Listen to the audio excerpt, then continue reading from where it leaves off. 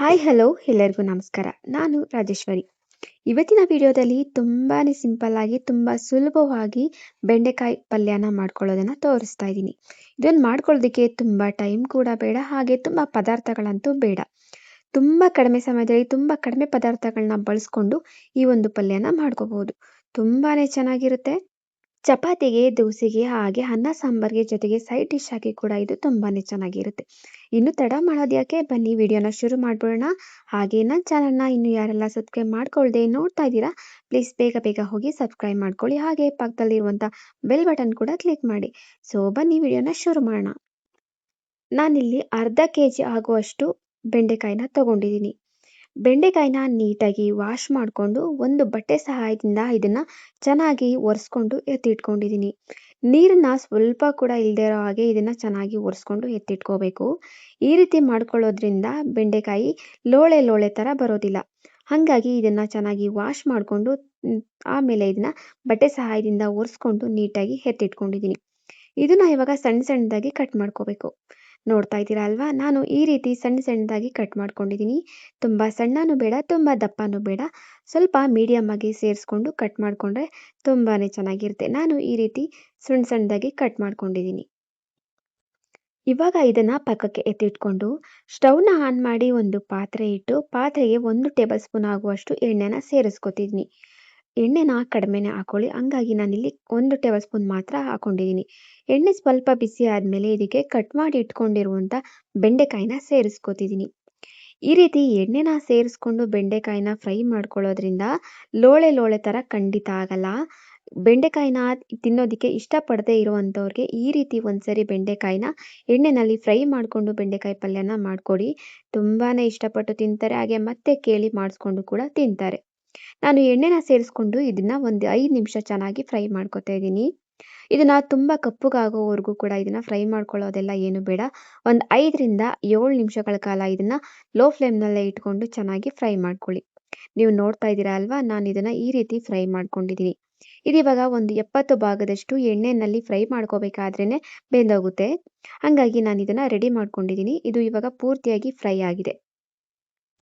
ಇವಾಗ ಇದನ್ನು ಪಕ್ಕಕ್ಕೆ ಎತ್ತಿಟ್ಕೊಂಡು ಅದೇ ಸ್ಟವ್ ಮೇಲೆ ಒಂದು ಪಾತ್ರೆ ಇಟ್ಕೊಂಡು ಪಾತ್ರೆಗೆ ಒಂದು 2ರಿಂದ 3 ಟೇಬಲ್ ಸ್ಪೂನ್ ಆಗುವಷ್ಟು ಎಣ್ಣೆನ ಸೇರಿಸ್ಕೊತಿದ್ದೀನಿ. ಎಣ್ಣೆ ಸ್ವಲ್ಪ ಕಡಿಮೆನೇ ಹಾಕ್ಕೊಳ್ಳಿ, ತುಂಬಾ ಒಳ್ಳೆಯದು ಆರೋಗ್ಯಕ್ಕೆ. ಎಣ್ಣೆನ ಸೇರಿಸ್ಕೊಂಡು ಎಣ್ಣೆ ಸ್ವಲ್ಪ ಕಾದ್ಮೇಲೆ ಸಾಸಿವೆ ಜೀರಿಗೆನ ಸೇರಿಸ್ಕೊತಿದ್ದೀನಿ. ಹಾಗೆ 1 ಟೇಬಲ್ ಸ್ಪೂನ್ ಆಗುವಷ್ಟು ಕಡಲೆಬೇಳೆನೂ ಕೂಡ ಸೇರಿಸ್ಕೊಂಡಿದ್ದೀನಿ. ಹಾಗೆ 2 ಕೆಂಪು ಮೆಣಸಿಕಾಯಿನೂ ಕೂಡ ಸೇರಿಸ್ಕೊಂಡಿದ್ದೀನಿ. ನೀವಿಲ್ಲಿ ಬೇಕು ಅಂದರೆ ನಿಮಗೆ ಹಸಿಮೆಣಸಿಕಾಯಿನೂ ಕೂಡ ಸೇರಿಸ್ಕೋಬೋದು. ಹಾಗೆ 1 ಗೆಡ್ಡೆ ಈರುಳ್ಳಿನೂ ಕೂಡ ಸಣ್ಣ ಸಣ್ಣದಾಗಿ ಕಟ್ ಮಾಡಿ ಸೇರಿಸ್ಕೊಂಡಿದ್ದೀನಿ. ಒಂದು ಸ್ವಲ್ಪ ಕರಿಬೇವನ್ನು ಕೂಡ ಸೇರಿಸ್ಕೊಂಡು ಇದನ್ನು ಚೆನ್ನಾಗಿ ಫ್ರೈ ಮಾಡ್ಕೊತಾ ಇದ್ದೀನಿ. ಈರುಳ್ಳಿ ಸ್ವಲ್ಪ ಕಲರ್ ಚೇಂಜ್ ಆಗೋವರೆಗೂ ಕೂಡ ಇದನ್ನು ಫ್ರೈ ಮಾಡ್ಕೋಬೇಕು. ಈರುಳ್ಳಿ ಸ್ವಲ್ಪ ಒಂಬಣ್ಣ ಬಂದಾದಮೇಲೆ ಇದಕ್ಕೆ 1 ಮೀಡಿಯಮ್ ಸೈಜು ಟೊಮೆಟೊನ, ಹಣ್ಣಾಗಿರುವಂಥ ಟೊಮೆಟೊನ ಕಟ್ ಮಾಡಿಕೊಂಡು ಸೇರಿಸ್ಕೊತಿದ್ದೀನಿ. ನೀವು ಟೊಮೆಟೊನ ಬೇಕು ಅಂದರೆ ಹಾಕೋಬೋದು, ಇಲ್ಲ ಅಂದರೆ ಸ್ಕಿಪ್ ಮಾಡ್ಬೋದು. ಹಾಕಲೇಬೇಕು ಅಂತ ಏನೂ ಇಲ್ಲ.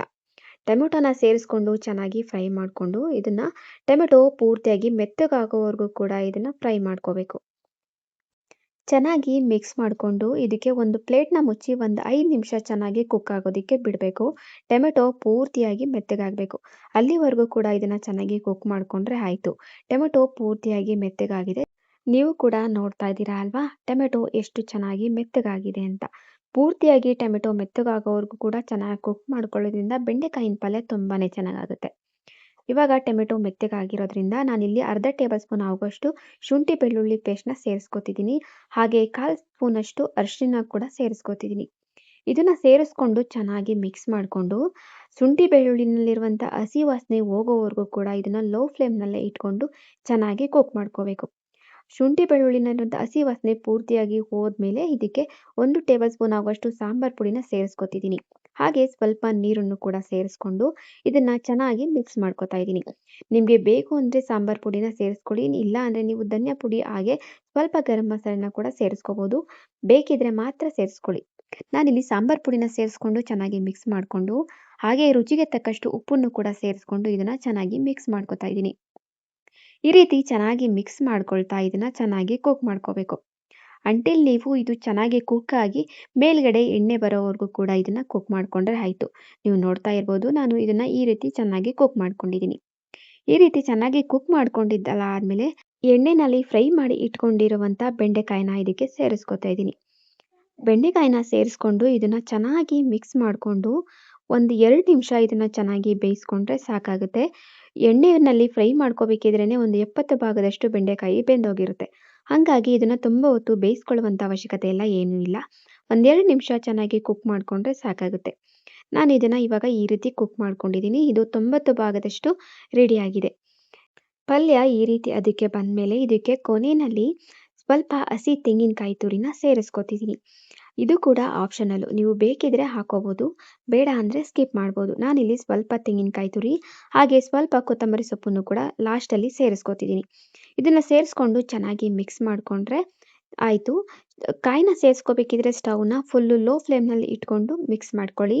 ಈ ರೀತಿ ಚೆನ್ನಾಗಿ ಮಿಕ್ಸ್ ಮಾಡಿಕೊಂಡ್ರೆ ತುಂಬಾ ರುಚಿಕರವಾಗಿರುವಂಥ ತುಂಬ ಟೇಸ್ಟಿಯಾಗಿರುವಂಥ ಬೆಂಡೆಕಾಯಿನ ಪಲ್ಯ ರೆಡಿ ಆಗೋಗ್ಬಿಡುತ್ತೆ.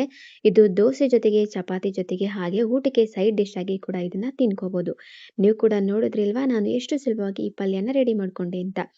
ಹೋಪ್ ನಿಮಗೆ ವಿಡಿಯೋ ಇಷ್ಟ ಆಗಿದೆ ಅಂತ ಭಾವಿಸ್ತೀನಿ. ಇಷ್ಟ ಆಗಿದ್ರೆ ಪ್ಲೀಸ್ ಒಂದೇ ಒಂದು ಲೈಕ್ ಮಾಡಿ, ಶೇರ್ ಮಾಡಿ ಹಾಗೆ ಕಮೆಂಟ್ ಕೂಡ ಮಾಡಿ ಹಾಗೆ ಸಬ್ಸ್ಕ್ರೈಬ್ ಮಾಡ್ಕೊಳ್ಳೋದನ್ನ ಮರಿಬೇಡಿ. ಸೊ ನೆಕ್ಸ್ಟ್ ವಿಡಿಯೋದಲ್ಲಿ ಸಿಗೋವರೆಗೂ ಕೂಡ ಕಾಯ್ತಾ ಇರಿ. Love you all. Take care. Bye bye.